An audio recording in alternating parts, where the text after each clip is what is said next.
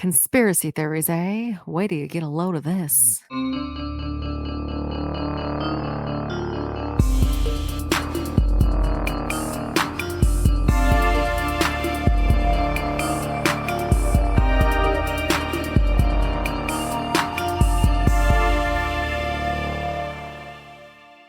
Hello, and welcome to Craft Sisters Conspiracies. We're a podcast that covers conspiracy theories, mysteries, and all over spooky shit. My name's Jackie. And I'm Cassandra. And we are said sisters. You have your glasses on today. I do, because I have to read. We look more alike now. Mm-hmm. Funny. Still have nails. Yeah, they're like woefully grown out. But you haven't broken any? No, these bitches will not break. I got one with a cheese grater. All of my matte nail polish is coming off, so they're like 5 different shades of glossy to matte. Sure. I'm just waiting till next week to get them redone for the trip, obviously. Oh, there you go. Okay. Oh, yes. Our trip, when I come see you, we're going to be camping in a cabin. Yes. With no kitchen, even though I thought we were promised a kitchen. I'm really glad someone looked that up. And then apparently there's like a burn notice. Yes. So propane only. Which is fine because we have a propane grill. Uh-huh. And we're bringing all major appliances as long as there's an outlet. I think it should be fine. It'll be an adventure. We're going to get dry ice for coolers to make them last a little bit longer. Okay. It'll be fun. We did a test float in our lake at our house. I saw something about that. Wasn't that against the rules? I mean, it doesn't explicitly say there's no swimming. We were not swimming, minus the time that I tried to successfully jump into my raft and then got yeeted out. But it says you have to be on a vessel. So a paddleboard, a kayak. Okay. And I'm like, technically, I'm inside of a vessel. Yeah, right. But then this guy was taking our picture. And I don't know if that was for personal use or for HOA reasons, but I guess we'll find out in like maybe a week. I don't know. Right? Like typically if the HOA is going to get involved, you'll find something taped to your door or shoved in your mailbox at some point. But I know. Whatever. What's new with you? Went to a concert, saw Black Veil. Oh yeah, how was that? That was a lot of fun. Pretty sure we were like some of the oldest people that were there, but that's okay. I forget how expensive it is to exist in the world going out to a show. In what world do 2 drinks and a water cost $60 fucking dollars? Well, do you remember when we went to see Oh my God. No, who was the last one we went to at the Kia Forum? The Used. Sad Summerfest.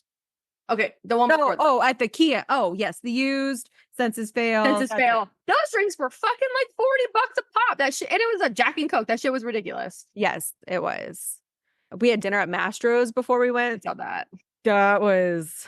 What did you expect? Take a guess. How much? Did you guys get alcohol there? Yes. I've never been to Mastro's. $300. Higher. $400. Higher. $500. Higher. 6? $562. When Alex and I went to literal Hawaii, we went to a steakhouse that had fucking the Wagyu, fucking it barely touches your lips before it melts like butter. We had fucking foie gras because he thought he was fancy. It was the most delicate meal of our life, and it was $520. And I thought that was ridiculous. But you guys just went to a normal dinner and spent almost $600. It's because the other one, try Wagyu beef. God, it's so fucking good though. $240. I dream of it. 4 ounces of meat this big when it was cooked. I dream of that steak. It was so delicious. Half the bill was that motherfucker. And it was like, it's all right. I wouldn't get it again. I got a new bathing suit. I'm really excited about. Oh, okay. I have my normal bathing suits, but I also have a kind of like a full body bathing suit because that sounds weird. I was scared of having 2 pieces being in the lake. I'm convinced my bottoms are going to come off. They do. My bottoms come off every time, unintentionally. So it's like short. It's like a whole like short bodysuit that like comes up. I don't know. So you're gonna look like Pugsley from the Addams Family. He's in a literal bodysuit. I mean, okay, yes, but no, okay, you'll see when I get there. Okay, I bought a one piece. I've never worn a one piece. And I will have a backup, just normal one piece with shorts on top. But I bought a one piece, because I didn't want anything flying off. Yes, that's my concern, especially if there are going to be children there. Just two. It's fine. Our fucking cat Houdini'd. You still haven't found her? No, she gone. We're pretty sure that she crawled off to go die somewhere. How long has she been missing? I feel like this is perfect. We can be investigators and we can find the cat. She's been gone almost 2 weeks now. She has cancer and has kidney disease. So without access to regular water, especially, and she was almost 18 years old. She's an old ass cat. And you haven't noticed her water's been drinking at all? No. So for a whole week, we had clean litter box. We leveled out the food, switched out the water just to see if there were any signs of life. Yeah. Nothing for a whole week. Searched every inch of this fucking house, all of the inconceivable places, tore the garage apart. I was climbing in the fucking spider bushes. Oh. So, and she doesn't go outside because she's also deaf. She has no defense mechanism. And so she would be let out into the backyard every now and again, but we would always make sure she came in. Yeah. So unless she went out and we didn't know and climbed under a fence or something, I don't know. But I'm really sad. I'm sorry. That's okay. Is Grayson okay? Or does she not know? No, she's well aware. This girl has had a lot of loss in a short amount of time. So there's therapy in our future, but well, I could have told you that regardless. No, so it's a bummer, but yeah. It's okay. I took Archer in for his last vet appointment today to give him B12 shots. Oh, okay. You have to stab this poor dog for 6 weeks. It's only once a week, but Alex did it today and it didn't go great. Oh, no. Yeah, because you're having your own host of animals. I know. We're just waiting on his medication because it didn't get back ordered, but it got put on pause because of the 3-day weekend. Oh, yeah. And they're like, we're making the label right now. It should be shipped out tomorrow. I'm like, hey, because my dog's going to die if you don't send it. No pressure. Love it. Love it. I love where we're at right now. Just so great. How are those feet pictures coming along? I need to make my profile picture. That is what's holding me up because they won't, at least the sites I'm on, they won't let you open or move any tab until you upload a profile picture.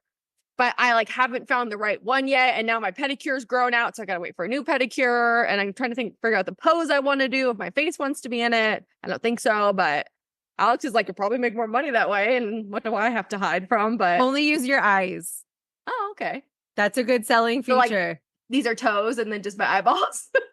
That's a choice. Toes. Oh, I got ideas. Oh, okay. There you go. I'm here to give you some inspiration. We'll try out some poses. Some foot poses next week. Okay. Bet. Let's do it. Speaking of things that make you uncomfortable, our topic today. Yes, I forgot what it was. No. Well, you didn't know what it was the first time I told you, so I don't know why I thought you would remember. It is the People's Temple or Jim Jones's cult. Oh, that's right. And I'm like, who's Jim Jones? You're like, how do you not know Jim Jones? Literally, Mom called me when I was I think we were recording. So yeah, she called me right after I got off with you. And she randomly mentioned don't drink the Kool-Aid. And I went on off this giant tangent about how you don't know anything. And that's our topic. And she was very excited. Well, all right. So enlighten me then. Make me drink the Kool-Aid. I shall. Okay, Jim Warren Jones was born on May 13th, 1931 in Crease, Indiana. His father, James Thurman Jones, was a disabled World War I veteran who had major breathing issues that stemmed from numerous chemical attacks. This left him unable to work except for the small neighborhood repairs that he would often do. His mother, Lynetta Putnam, didn't work, and she was described as, quote, having no natural maternal instincts. And oh no, off to a great start. Yeah. When I was doing the get to know you part of these notes, I'm like, this literally seems like it could be a Killer's Quarterly episode. There's a fly on my paper. I saw something fly by. Alex likes to leave the door open a lot, so we have lots of flies. That's how your cat escapes too, probably. I don't have a cat, thank God. Me neither. I'm sorry.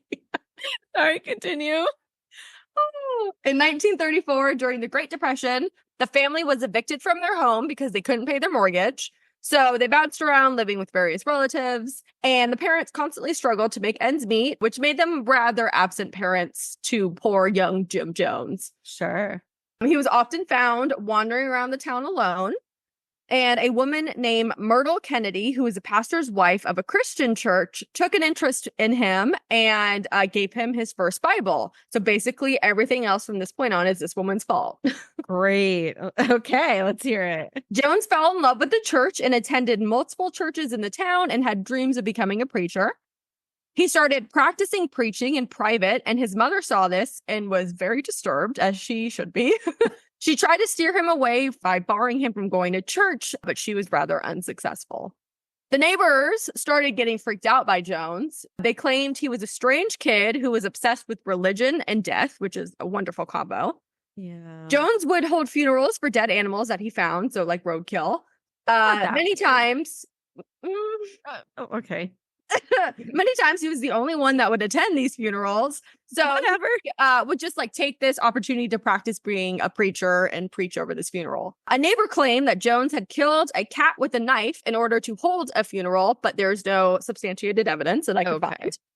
So he was a weird kid, and he tried to convince other kids that he could fly, jumped off a roof, broke his arm, and he said, nah, like, that's not what happened. My wings didn't come out. So like, it was very, like, you could not change his mind no matter how wrong he was. Like, that just sounds like every boy I went to middle school with. They're all so dumb. They lie about everything. They do. He liked to play sacrilegious pranks, and he got into a lot of trouble for stealing and cursing in public. At a young age, he loved to read and study, and his favorite topics were Adolf Hitler, Joseph Stalin, Karl Marx, and Gandhi, which I didn't think Gandhi was like a piece of shit, but maybe I'm wrong. There might be some shittiness in there. I think there's some weird stuff. Oh wait, no, maybe that's the Dalai Lama I'm thinking of. Oh, maybe that's who didn't he like touch people or like there was some them? I think weird like licking shit happening. Yeah. Okay. Anywho. So he was never vocal about his love for the dictators until World War II began. And he started professing his love for the Nazi party. And he enjoyed playing a mini Hitler, where he would force the neighborhood kids to goose step, which is when you like walk with straight legs and straight arms. Oh my God. Like and then he would beat those that refused to participate. Okay. By the time he hit high school, he was viewed as an outcast. Don't know why. He was always walking around with a Bible and in Sunday church clothes, and he refused to speak to people unless he was the one that started the conversation. So people would come up, "Hey, Jim, how you doing?" And he just like would walk away. I'm okay. I like that one. I think we should all start doing that. It's not all social situation.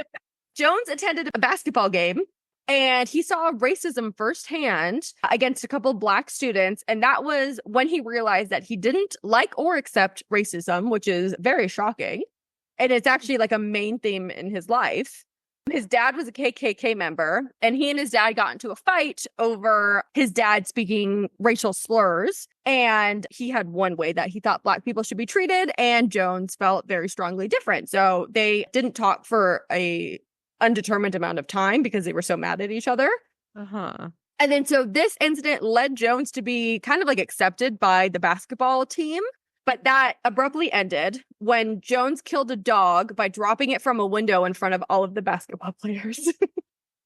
I have so many questions just from those few sentences that you just threw out. I don't think I have any answers. Okay. First of all, I do not understand the dislike of racism, but I think he loved Hitler's the powerfulness of Hitler and how he could command people, but not the hating of people because of who they are. Yes. Okay. Yes.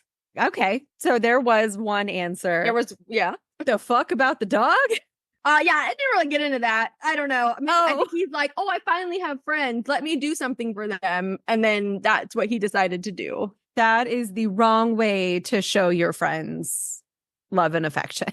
I agree. So after high school, Jones worked as an orderly for a short period of time, and his coworkers thought that he was weird and didn't trust him around the old people because they thought that he was going to kill them, basically. Yeah, he's gonna smother everyone or drop it out the window. Oh, that's a good one. It's kind of hard to lift a person, though. Well, I'm like, if you roll them, if you have enough momentum, excuse me, and then just kind of like wheelbarrow them out of the window. There is no proof of him if it was low any old people off of a window. Doesn't mean it didn't happen. I don't know. I'm just saying. So while he was working, he ended up dating a nurse named Marceline. It's a weird fucking name. Baldwin. And they eventually got married and moved to Bloomington, Indiana. The two had their issues, the one big one being religion, because she was a Methodist and Jones did not agree with their segregation practices. Jones was also an insecure little fuck and liked to test his wife. No. Various ways, very abusive. But his favorite way that he liked to test her and kind of keep her on her toes was to consistently tell her that a friend or family member died so that he could console her. And then when he was over it, he just said, I made that up.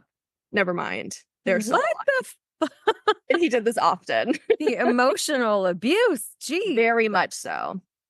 In 1951, Jones and his wife moved to Indianapolis and joined the local Communist Party. They were then harassed, and Jones was sick and tired of the prosecution of communists and decided to think of a way to display his Marxism. And his thought was that he needed to infiltrate a church. So we're going to talk about his church-going life. In 1952, he decided he was going to become a Methodist minister because he believed the church was ready to put real socialism into practice. Sure.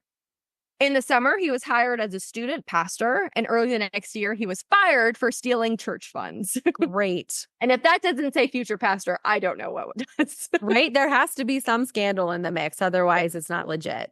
I agree. Jones then decided that he was going to leave the Methodist church and convinced his wife to join the Pentecostals with him. There's a lot of, I know, and she just goes with it. There's a lot of church jumping and religion jumping in this story. Is he just dipping a toe, like collecting bits and pieces and flavors of everything? Is that kind of? He's like trying to find his groove, but then he'll realize that there's one aspect that he doesn't agree of, usually somehow related to race, and that shuts it down. They don't like him, so then he just keeps jumping until he can find one that will tolerate everything about him. Okay. In 1953, he began attending and preaching at the Laurel Street Tabernacle in Indianapolis, which was a Pentecostal Assemblies of God church. Jones held healing revivals there up until 1955 and began to travel and speak at other churches in the Latter Rain movement. So healing practices are when, like, the videos where you see like dunking. Someone has fainted and they scream at you and, oh my God, you prayed the ailment away and now you're fixed and your cancer's gone and your dog's alive. That's what that is. Wait, okay. Was he on, you know how you would fall asleep on the couch and you'd wake up to the TV blaring infomercials at 1 a.m.? I don't think so. There's many people like him, but I didn't read anything. Similar concept where, yeah. Okay. Where they just yell a lot and it's not really making a whole lot of sense and you're like, bro, calm the fuck down. That's what. Okay. Yeah. I'm with you. That's like a style of preaching that he really likes. Oof. In 1955, the church that Jones was attending got a new pastor who changed the rules, and Jones did not agree with these changes. So then he went and started his own church called the People's Temple. Okay. Only 20 people followed him from his old church to this new church, and he was struggling money-wise. And he decided that he needed to publicize his church and find ways to get new members. He started to associate with a church called the Independent Assemblies of God in 1956, and he was ordained as one of their ministers. Jones hooked up with this dude named William Birmingham, who was a healing evangelist and a Pentecostal leader in the Global Healing Revival. So he was like the OG healing pastor, preacher guy. And Jones kind of fawned over him and decided that he wanted to be taken under this man's wing, learn everything this guy had to offer, and be just like him. Great. Birmingham was known to tell attendees their names, addresses, and the reasons for their prayer without ever seemingly having talked to these people. So he was very successful because people just thought he was the bee's knees. Jones saw this and decided that he could too do the same thing and have that power. The two kind of worked together for a little while, and Jones got a ringing endorsement from Birmingham. And people took that endorsement and also believed that Jones had a supernatural gift, so they followed him to his church, the People's Temple.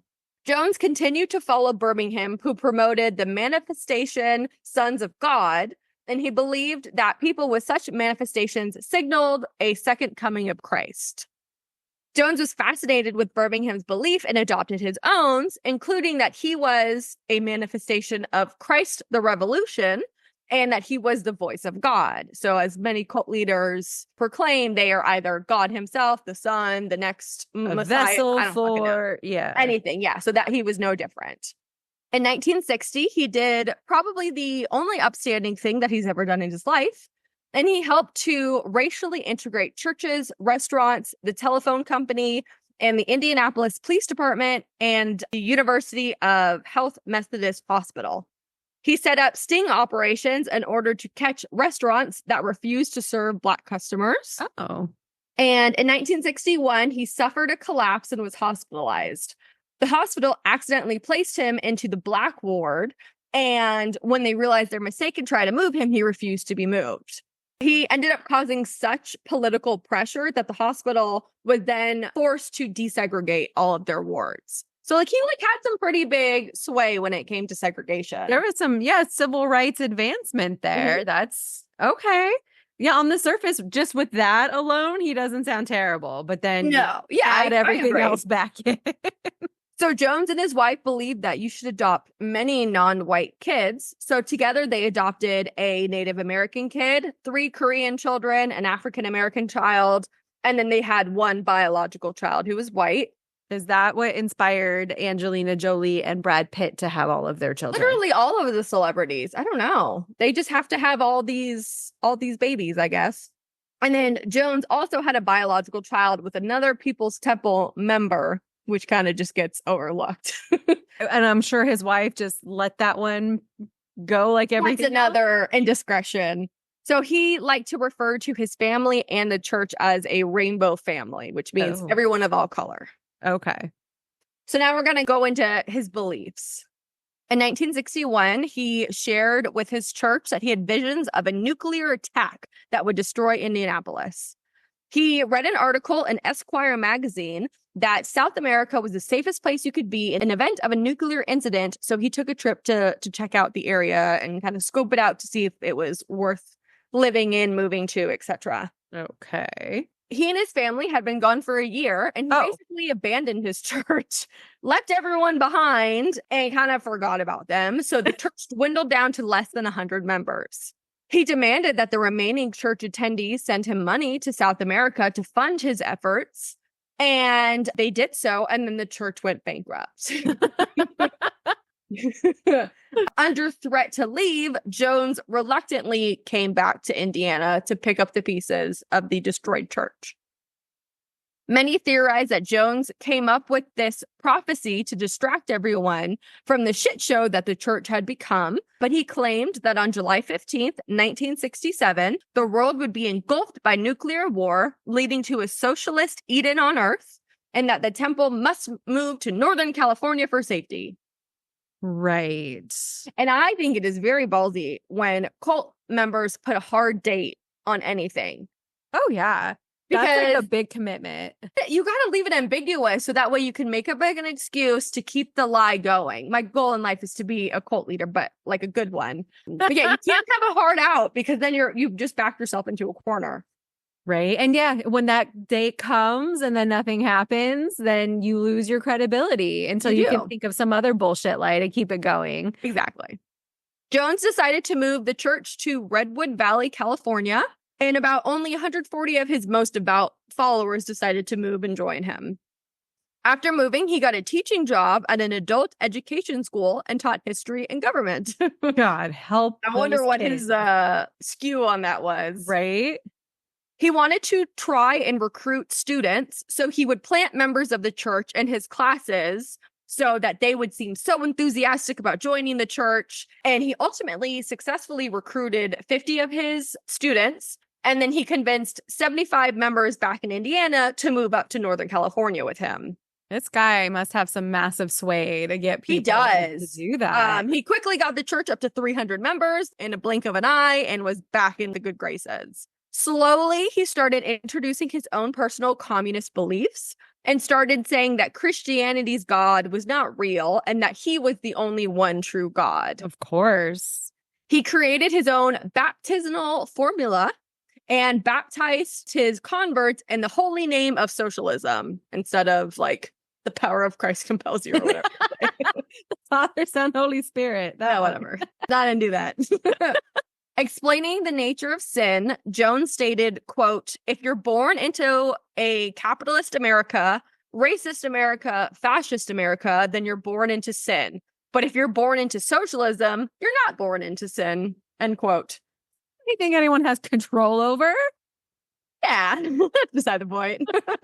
Jones frequently warned his followers that an imminent apocalyptic nuclear race war, and he claimed that Nazis and white supremacists would put people of color into concentration camps, which had already happened by the time he made this revelation. Mm-hmm. And he said that he was the Messiah and he was sent here to save all of his people. Absolutely. He taught his followers that the only way to escape the supposed imminent catastrophe was to accept his teachings, and that after the apocalypse was over, they would emerge to establish the perfect communist society, which does not sound that great to me. No, it really doesn't. So, like I'm saying, the spin he must be putting on things to convince these people must have been amazing. He's a snake oil salesman. Snake oil salesman, yeah. Jones was smart enough to only spew his communist beliefs inside of the church, and he did anything that he could in public to seem like a completely normal guy. But more importantly, he did this because he didn't want to risk losing his tax exemption. Oh, yeah. Which I do not believe churches should be able to be tax exempt. It is the biggest sham, scam, whatever. It's dumb and it should be illegal. That is my 2 cents. To this day, it is not known if Jones actually believed anything that he preached or if he just wanted to manipulate people because he was an asshole. I'm sure it's probably a combination of the two. Yeah, I agree. I think he just liked having the power, people constantly looking up to him. And but then like you get in the habit of spewing the same bullshit over and over and over again, then it just becomes your reality. So I'm sure he eventually did have some belief in it too. So now we're going to touch on the abuse that happened within the church. Perfect. So after he moved to California, Jones started getting heavily into drugs, which made him even more paranoid than he already was. Not surprising in Northern California. No. I know. Yay. Jones liked to use fear to control his people, but he could never just stick with one fearful story. So he claimed that the people were trying to destroy them, such as the KKK, Nazis, redneck, and then the U.S. government. So everyone and anyone was the enemy unless you were in that church. Got it. He created a planning commission, which he used to control every single aspect of the members' lives. Members who joined the People's Temple had to turn over all of their assets to the church in exchange for free room and board. Hell no. Members who worked outside of the temple turned over all of their income to be used for benefiting the community. Jones used the planning commission to discipline members who failed to fulfill Jones's vision or follow the rules that he set forth. And if members wanted to get married, they had to get it approved by him first. And then he also began, as most cult leaders do, to require sexual favors from the wives of some of the members. He coerced many to get abortions, and then he raped several male members of his congregation. So he wanted it all. Stand-up guy all around, it seems. 100%. Members who rebelled against Jones's control were punished with reduced food and physical violence. As the temple membership grew, Jones created an armed security group to ensure order among his followers and to guarantee his own personal safety. So basically, he created like the Secret Service for himself. In case there is a cult uprising against him. A mutiny. Yeah. In 1969, the People's Temple was growing so fast that he ended up opening branches in San Francisco, San Fernando, and LA. And by 1973, the People's Temple reached 2,570 members with 36,000 subscribers to its fundraising newsletter. We should have a newsletter. That sounds exciting. Now, it sounds like this is predominantly in California, though, right?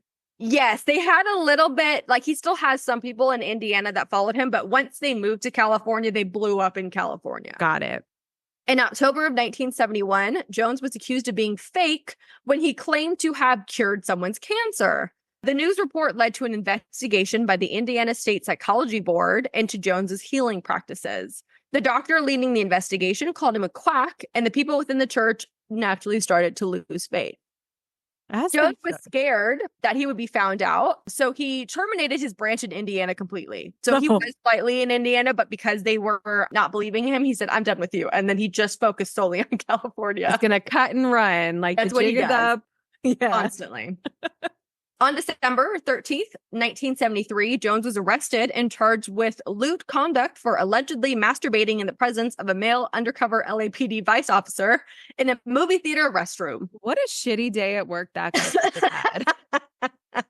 I talked to James once, who did one of the massage parlor stings. Oh, uh-huh. Oh my God, it is hilarious. And what they have to go through is the funny. I read his report and it was the most cringeworthy thing I've ever seen in my life. I'll tell you about it off camera, but it was magical. Okay, share details later, but answer me this. Did he have to pose as a customer? Yes. And it has to reach a certain step in order James had to do that? He volunteered. All of the men volunteered. That's usually how our department used to work. So I remember this guy, he's such an idiot. He accidentally hit reply all to the email. So they sent it out to everyone in the department like, hey, we're looking for volunteers to do a like motel sting or whatever. And this guy replied, I think I have the necessary qualifications, but he hit reply all. So everyone gave him shit for like a year and it was great. You know what? That's what he gets for not anxiously rereading and double checking the details of his email before pressing. And he was too eager for that shit. Like nobody, nobody wants an eager beaver. No, put that confidence away, sir. I'm sure it's not warranted. And I don't think his wife would have appreciated it. Oh, no. Oh, God. They normally ask the single officers to do that. Okay. On November 20th, 1973, the charge against Jones was dismissed, though the details of the dismissal were not clear, and the court was filed as sealed, and the judge ordered that the records of arrest be destroyed. So I don't know if the judge was maybe a member or what happened. There was something, let off completely. Stories were being leaked left and right by members of the church and published in newspapers and magazines. And Jones felt that his control was slipping away and that he needed to make a drastic change in order to remain in charge of his people. So now we're going to talk about Jonestown, which is the location of this whole entire story. Oh, okay. So when people talk about this, they talk about the Reverend Jim Jones, the People's Temple, or the Jonestown Massacre is like another term for that. Okay. Yeah, that sounds more familiar. Okay. Got it. Okay. So in the fall of 1973, Jones and the Planning Commission, which is his secret service basically, devised a plan to escape from the United States in the event of a government raid. And they began to develop a long-term plan to relocate the People's Temple. And they decided that they needed to go to Guyana. Where's that? It's in South America somewhere. Oh, okay. By the summer of 1974, land and supplies were purchased in Guyana. And Jones was put in charge of the project that oversaw the installation of a power generator station, clearances of field for farming, and the construction of the dorms that everyone would be living in. In December of 1974, the first group arrived in Guyana to start operating the commune that would be known as Jonestown. Jones promoted a commune as a means to create both socialist paradise and a sanctuary away from media scrutiny in San Francisco, which means he was getting so much negative press. He's like, we all need to get away from this media. They suck. Yes. Go into hiding and have control. Yes. However, once members arrived in Guyana, they found quickly that they were not allowed to leave. And that was the question I had in the back of my mind. I'm like, when these people get hip to what's going on, clearly something is off. Like, why don't they just leave? But they tried. They probably couldn't. So they couldn't. In May of 1977, Jones and about 600 of his followers arrived in Jonestown, and about 400 more members followed within the next couple of months.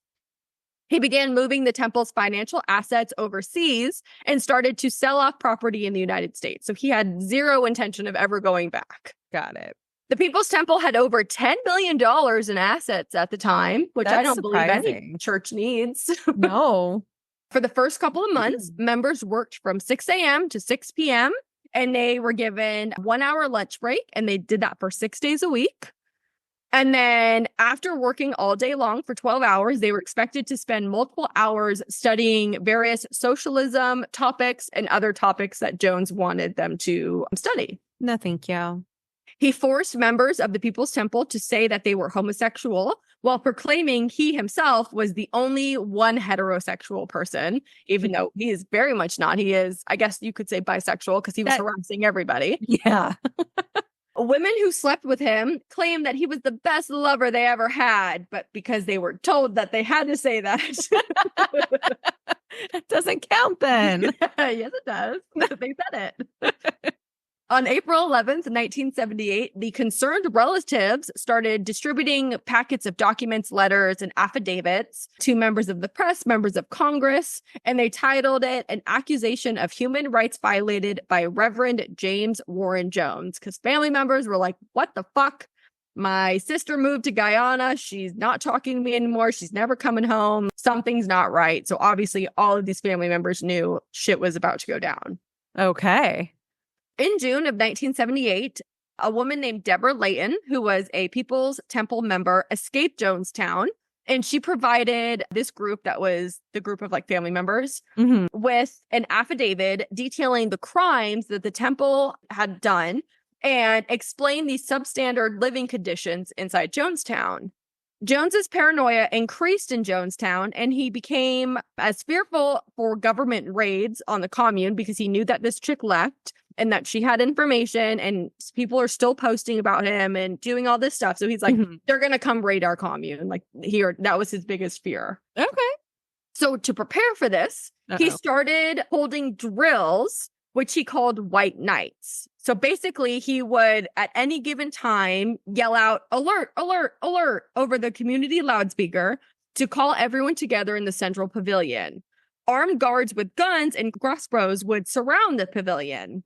Sometimes he would have his guards hide in the forest and shoot off guns to simulate an outside attack so he could perform another one of these drills. And his followers were only told that it was a drill once the drill was over. Sure. So they literally thought they were getting raided all the fucking time. And then, my God. Just the cortisone spike that your poor body is going through. Right? I'm like the constant state of anxiety and the blood pressure of every single one of those people. I know, through the roof. Jinx.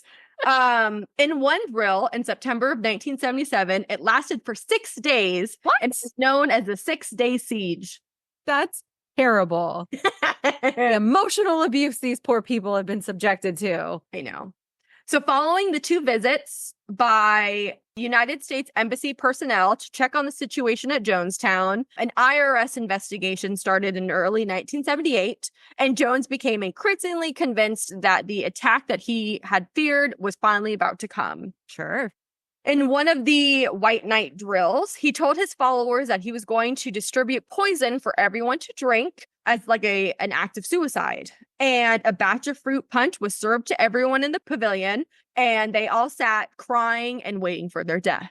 Oh my God. After a short amount of time, Jones said, this was just a drill. There's no poison in there. So then he convinced all the followers, like, I know I just traumatized you, but the CIA is coming and they're going to destroy our commune. So the only way to get out of this is to accept suicide, and that one day we're all going to have to just kill ourselves. And people said, okay, because they're tired and they're getting yelled at all the time. Given up on life at that point, it sounds like. So on at least 2 occasions during these White Night drills, after a revolutionary suicide vote was reached, a simulated mass suicide would be rehearsed. So again, no one would know it was a drill. They said, everyone votes. We have to kill. I mean, they don't really have a vote, but we all have to kill each other. Everyone nods. They drink the punch, and then just kidding. It's a drill again. But thanks for your commitment, guys. So this happened multiple times. Jeez. The woman that got away, Deborah Layton, she described the event as follows. Everyone, including the children, was told to line up. We passed through the line. They were given a small glass of red liquid to drink. We were told that the liquid contained poison and that we would all die within 45 minutes. We all did as we were told. And when the time came where we should have dropped, Jones explained that the poison was not real and that we had been through a loyalty test. He warned us that the time was not far off when it would be necessary for us to die by our own hands. No. In 1978, the church was rapidly deteriorating, if you didn't think that was bad enough. Can't imagine why. Everyone was starving. They were eating like an egg a day because he was an asshole. Everyone was sleep deprived. He was preaching for hours and hours a day, and people were mandated to sit there and listen to it. And it was just utter fucking chaos. Psychotic filibusters and just, oh God. After learning that he might have a lung infection in 1978, Jones told his follower that he had lung cancer, which is like the most male thing I've ever heard in my life. That's like the equivalent of Googling your symptoms. And I have a headache. I'm dying of a tumor. Right? It can't just be something benign. So he told them this not only because he was insane, but because he wanted their support and their sympathy. Their sympathy. Dude has like Munchausen's, it sounds like, on top of a whole host of other problems. I would agree with that. So Jones was said to be abusing Valium, Quaaludes, stimulants, and barbiturates, which I'm really jealous about the Quaaludes part. He complained that he had high blood pressure, small strokes, weight gain and loss, temporary blindness, convulsions, and severe swelling of his extremities. So any ailment, he allegedly had it. Just take him out to pasture then. Good God. No, you can't kill him. He's the Messiah and Jesus himself or whatever. Well, since he's been preaching suicide, he should follow his own, scripture. Practice what you preach. Yeah, exactly. All right. So now we're going to talk about the discovery. Oh, no. It's bad. That sounds really bad. In November of 1978, this congressman named Leo Ryan decided that he was going to fly to Guyana and investigate the numerous accusations of abuse at Jonestown. He went along with concerned family members, newspaper reporters, and an NBC news crew. Jones knew that all of these people were coming, and he even hosted like a small reception for them when they all arrived. Like, thank you for coming to my place. During this meeting, one of the members secretly passed the congressman a note.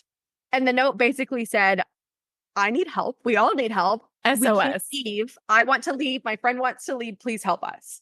That shit did not stay secret. And it was like buzzing through the commune that someone had said something or done something to let the congressman know that shit was not all fine and dandy. Shame on whoever told, by the way. I know.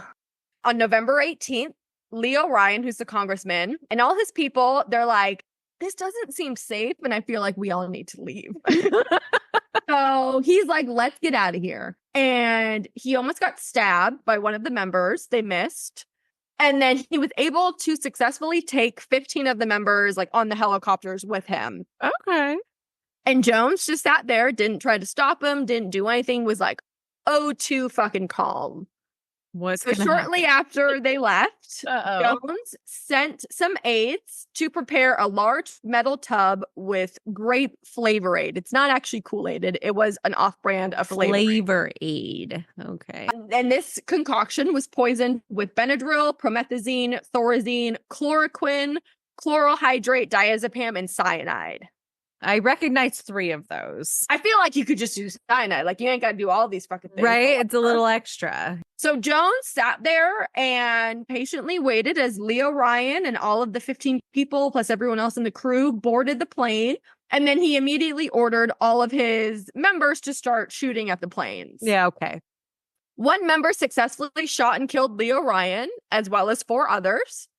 And at the same time that this ambush was going off, one of the 15 members that had boarded the plane to escape was like, psych, I'm on their side. And he pulled out a gun and he shot somebody. The NBC cameraman, Bob Brown, was able to capture footage of the first few seconds of the shooting just before he himself was sadly killed. I didn't look. That's not really my jam, but you can see it happen. That's not really something that I have interest in. Like, that makes me think of watching 9/11 happen. Like, the first time I saw a person jump out of a window and then the realization that that was a person, traumatizing. I have no desire to watch people die. Yeah, but if that's your thing, I guess you can look it up. You do you? The 5 killed on the airstrip were Ryan Harris, Bob Brown, San Francisco Examiner photographer Greg Robinson, and a Temple member named Patricia Parks. Later that same day, on November 18th, 1978, Jones was informed that his security guards failed to kill everyone in Ryan's party. So Jones concluded that the escapees would soon inform the United States of the attack, and then they would send military to basically fuck and kill not fuck everyone, kill everyone. I don't know what you do with the military. Right? It seems very aggressive. So Jones then called the entire commune and told them that Ryan was dead, and it was only a matter of time before they got raided and maybe we ride at dawn. Yeah. Jones and several other members agreed that the group should commit a revolutionary suicide, just like they had agreed upon numerous times in the White Night drills. Jones actually recorded the entire death ritual on audio tape. Cries and screams of children and adults were easily heard on the tape, and the temple had received monthly half-pound shipments of cyanide since 1976, so for 2 years, because Jones obtained a jeweler's license and said it was a chemical he needed to clean his jewelry. So I mean, shame on you. Yeah. And also, I mean, without quick access to the internet to just like fact check real quick. Like, yeah, that's true. I guess getting shit was probably a lot easier back then than it is now. A lot of stuff was a lot easier back then, for good or for bad. Yeah, it's true. So the drink mixture of Flavor Aid and cyanide was handed out to all the members of the community to drink. Those that refused to drink were either injected with cyanide or they were shot. No. The crowd was also surrounded by all the armed guards, offering members basically, you can drink the poison and go peacefully, or we'll kill you with guns. It's up to you. Sure. Which is a great fucking choice. Rouletta Paul and her 1-year-old child were the first to consume the poison, according to an escaped temple member named Odell Rhodes. The child's mouth was filled with poison using a syringe without a needle, so they just squirted it into their mouth. And then Paul injected more poison into her own mouth, so that being the mom. Mm-hmm. After ingesting the poison, people were taken down a wooden walkway that led outside of the pavilion.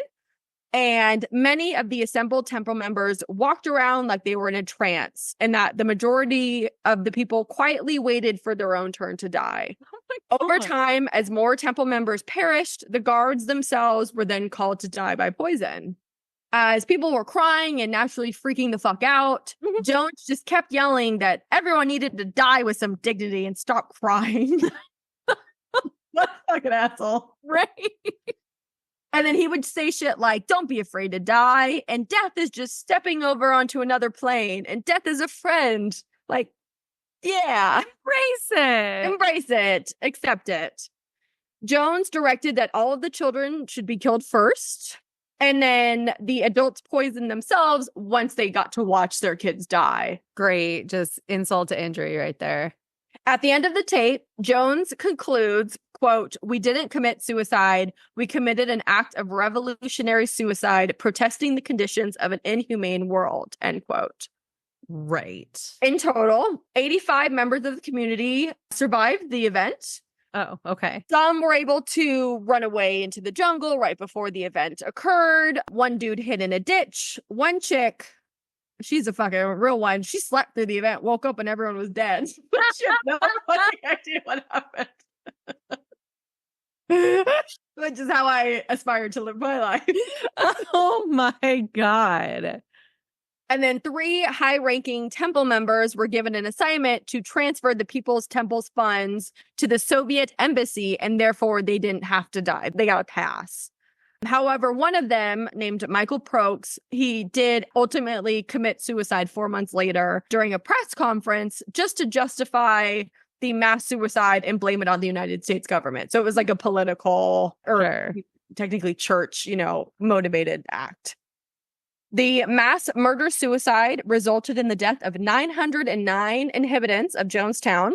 Oh, God. 276 of them were children. Oh, And this resulted in the single greatest loss of American civilian life in a deliberate act up until 9/11. I didn't realize it was so many people. Yeah. The FBI later covered the 45-minute audio recording the mass poisoning in progress, and the recording became known as the death tape, which I believe anyone can probably have access to if you wanted to. Terrible. The Guyanese military arrived in Jonestown and found everyone deceased. The United States military organized an airlift to bring out the remains of all of the people back to the U.S. to be buried. Jones, thankfully, was found dead, but he had a gunshot wound to his head and a pillow under his neck. What a bitch. I know. So an autopsy confirmed that his death was a suicide, even though it's technically not known if he did it or if he had someone shoot him peacefully. And that is the fucked up story of the People's Temple. That was terrible. You know? Oh my God. Hope you wanted to be depressed today. I mean, how is that different than any other day? But no. Right. Yeah, so I had known bits and pieces of the story, but that really kind of put it all together in a really shitty wrapper. So. Yeah, that's where the expression "don't drink the Kool-Aid" comes from, because it means don't just follow the crowd, because that's what everyone willingly did, even though they were browbeat and tortured and mind controlled into it. But yeah. Still, yeah, okay. Like my stance is do nothing for no one ever. So yeah, like you gotta be careful with any big organization, whether it's an MLM, a church, anything like that. Anything. It's crazy. No. Oh, goodness. Yeah. Okay. And also, yeah, another reason to just stay home and not associate with anyone else. Don't talk to anyone ever. On that cheery note, what are you going to cover next week? So and by the way, unless you're planning. Yeah, because our schedule, we had too much shit going on between you and I that I'm like, you did this on purpose. I did not. It gives me so much anxiety not to put an episode out yesterday.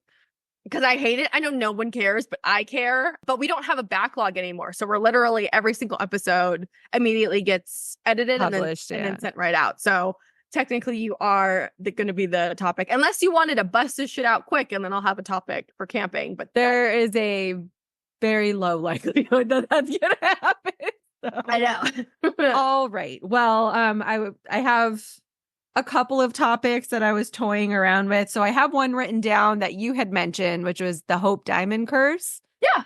So it's either between that. I don't know why I have been thinking about Chernobyl for the last 2 days, just randomly. Not the last 2 days, but that's been on my brain. Yeah. Okay. So that is one. Or the third option, which Evan threw at me last night, is Helen Keller is a hoax. Oh, I like the Helen Keller one. Okay. I'll go with Helen Keller. Fuck that bitch. No, just kidding. I've heard like awful things about her, so I don't know. Do the Helen Keller and talk with your hips. I love that song. And I meant to say happy birthday to me, because by the time this gets released, it'll be the day after my birthday. That is correct. Your birthday is next week on Monday. It is.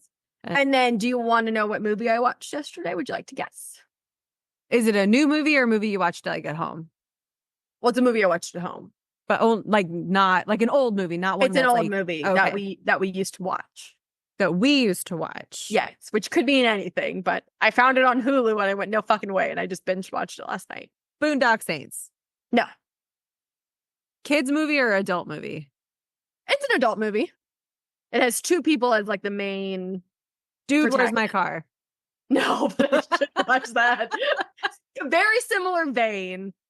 It's two females. Two females and they're about as smart as dipshits in Dude, Where's My Car? But they're fashionable. Romeo and Michelle. I watched it while doing laundry last weekend.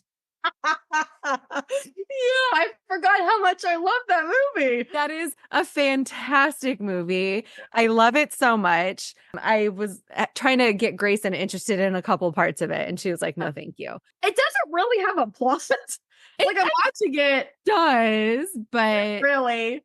But I still love it. I had gotten a blister a couple months ago or whatever. And like anytime something like that happens, I'm like, excuse me, I need to go. My shoe is filling up with blood. Like, Oh, and oh God, I just love that movie. But I hate Lisa Kudrow so fucking much.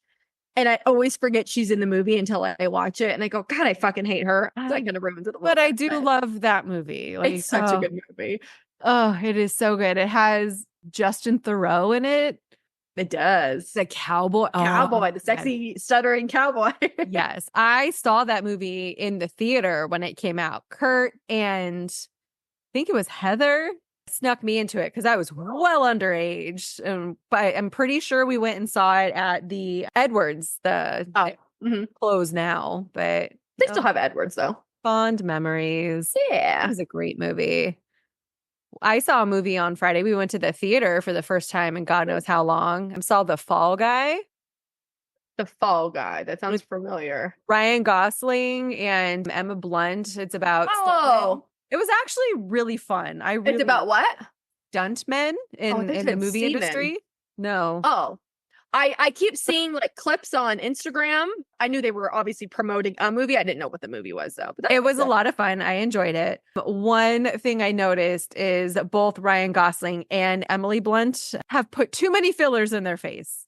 I know Ryan Gosling got dragged on social media because he looks like Puffy and everyone lost their mind. And I did see it in one of the interviews. Because they all get the injections up here and then it just makes them look so much older and whiter than they need to be. But he's married to Ava Mendes and she is a hot fucking mess with all the fillers.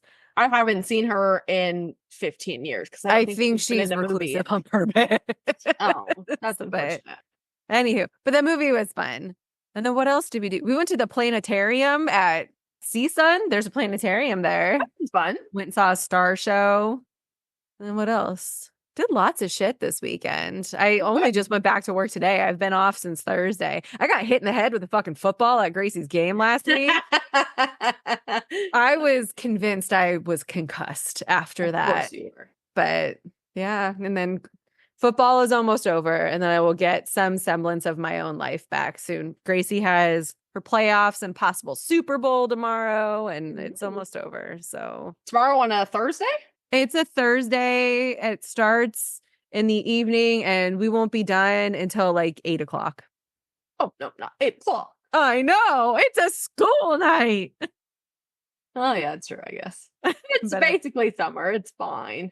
I know, but I'll have I have to pick her up. We come home, get her dressed, and then leave, and then we'll be home for like 5 hours. Yeah, that does take a little bit. Like I'm already hungry thinking about dinner tomorrow. There you go. But anyhow, I know I have some TikTok work to do. I have your snippets that you sent me, and I'm sure there'll be more when you edit this one. Yeah.